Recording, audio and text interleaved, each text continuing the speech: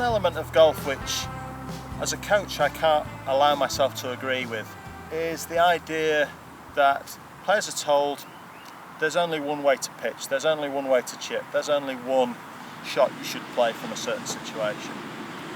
And to my mind, the short game is an opportunity for you to express yourself, make decisions for yourself, and find out what works best for you as an individual. So we're going to talk a little bit about a couple of techniques you could use from a shot here where we're about 50 yards short of the green. There's nothing in our way, we're in the fairway, and it's a perfectly flat, level piece of ground between us and the flag. Now, this environment, you could use any club from putter to a chip and run with a hybrid, and any one of those shots could work. So what I'm going to look at today with you is I'm going to work through some shots here with the wedges, some ideas with the wedges, and give you some options which you can take out into the practice ground, out to the golf course, try for yourselves, and find out what works best for you as an individual player. That then becomes your shot of choice out on the golf course. Might not be the shot of the next person, but it becomes personal to you, and when you're able to understand your best option, your best shot, it's likely that you're going to save shots out on the golf course, lower your scores. So we're going to start out, we've got relatively little loft, we've got a pitching wedge here to begin with.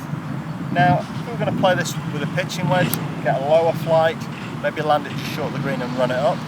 A couple of things I'd be looking to try and do. Number one, you wouldn't be looking to make a swing with a lot of wrist angle. Relatively low loft. So in the golf swing, the lower the ball flight, the more you want to hit the ball a little lower, potentially release it, the more we would use what we call a wider swing radius, which has relatively little wrist action.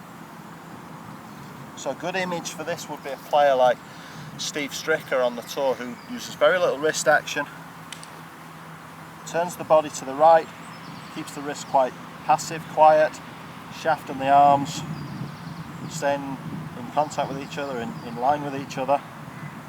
Brush the grass, very shallow angle of attack through the ball, and then simply turn the pivot, the chest towards the target. The arms and the shoulders make a triangle, and we're simply just trying to move that triangle to the right and to the left. Now, it's a very simple technique, easy to repeat, can produce some very effective results. So if you're somebody who doesn't like to play these shots up in the air, you're not particularly confident using a lot of loft, that wider radius technique can really help. Final thing to be aware of with that is whatever we do on the backswing in terms of the amount of wrist action, the radius that we create with the club head, nice and wide and shallow, is we need to make sure we match that on both sides of the swing. We don't want to be wide here but very narrow here. So we match it both sides, we keep the nice even tempo and let the loft deliver the club through the ball, lower flight, a little bit more release up onto the front of the green.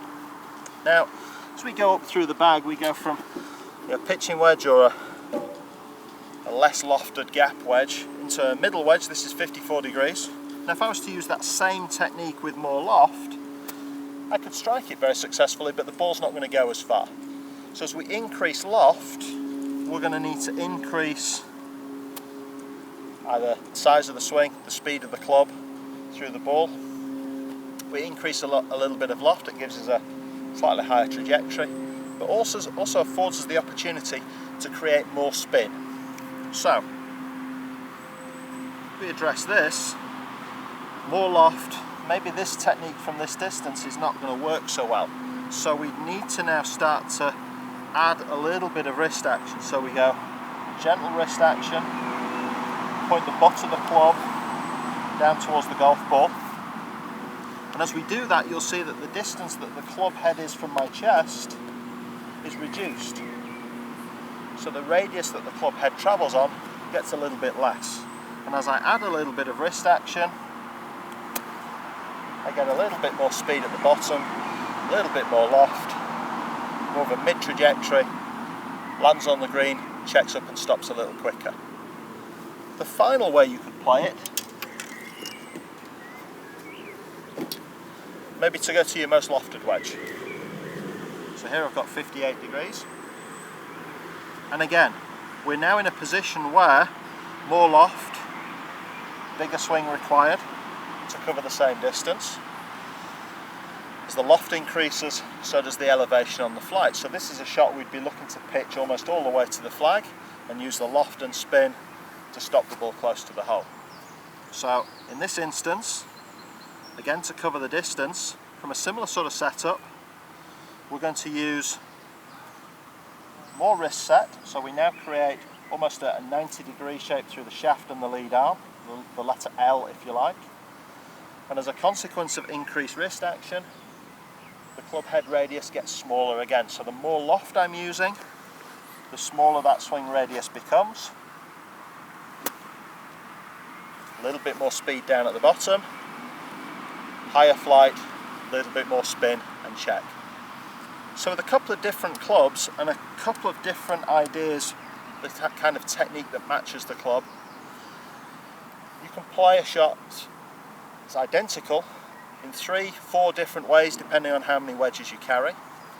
And if you practice with those various lofts, various clubs, you'll find that one of those will become very familiar, very comfortable to you.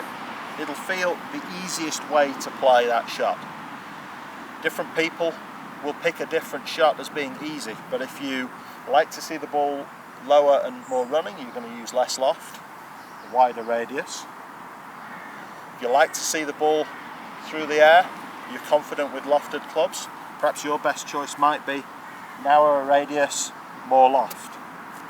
There's no rules, it's an entirely personal decision, but if you find the shot that fits your comfort, fits your feeling of confidence, you're going to be a lot more successful with these shots. You're going to get the ball closer to the hole, you're going to save shots out in the golf course. Thanks for watching the How Did I Do Golf Academy. If you enjoy our videos, please share them amongst your friends.